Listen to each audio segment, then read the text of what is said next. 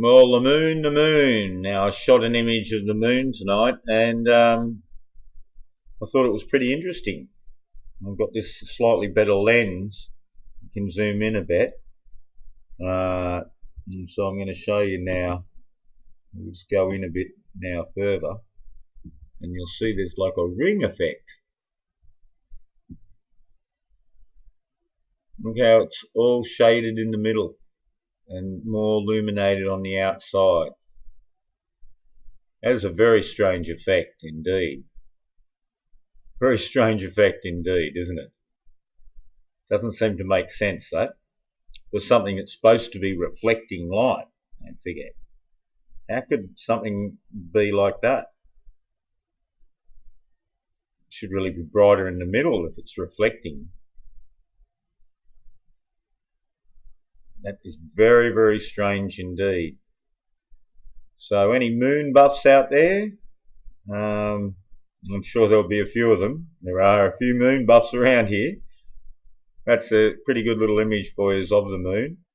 I'll endeavour to get some more tonight or tomorrow while it's up and full like this, and see maybe earlier in the evening on the horizon, and try and capture that too.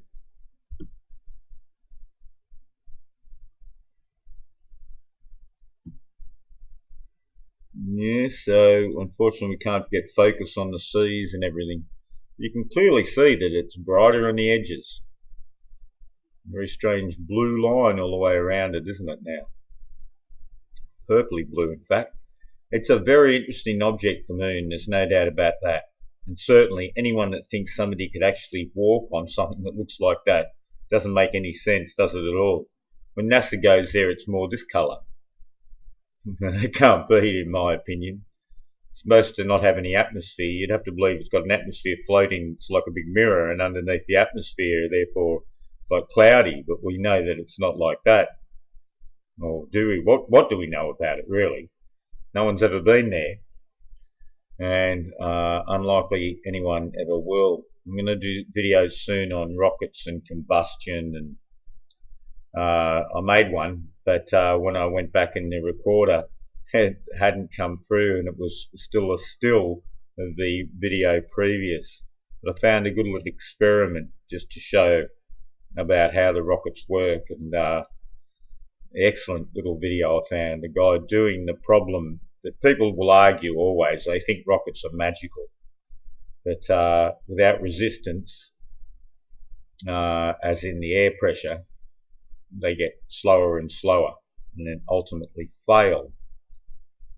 But people want to believe just by throwing weight out the back that it's going to keep moving. And anyway, they run out of fuel. Think about it. Look at your little backyard rocket and how it only goes up a certain height. Planes go up higher because they glide up over a distance. That's a different matter. The rockets have to punch through, and they ultimately just get slower and slower. And we've seen that, and I'll show that in some film that I've done, or where I found it on net, different rocket launches. There's a nice little meal. Look, this is what do you call it? Hash brown, pumpkin and potato hash brown with homemade tomato chutney. I didn't mean to go that way. I meant to go to some of these other images I shot of the moon, just amongst the trees there. And this one, unfortunately, a bit of a double exposure job.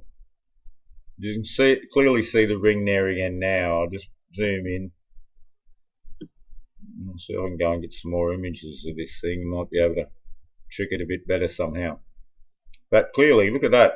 Isn't that amazing? I don't know what this little thing, probably just a bit of dust on the screen. Well, it's probably just on my screen here. Yeah, it is. You can't even see it. There's a little speck there. Start looking at things real closely, eh? But yeah, definitely a bit of a strange ring. I can't see how something reflecting light, you know, the light has to come one direction or the other on this. It shouldn't be like that. It just doesn't seem right at all. And certainly walking on it, that's just impossible.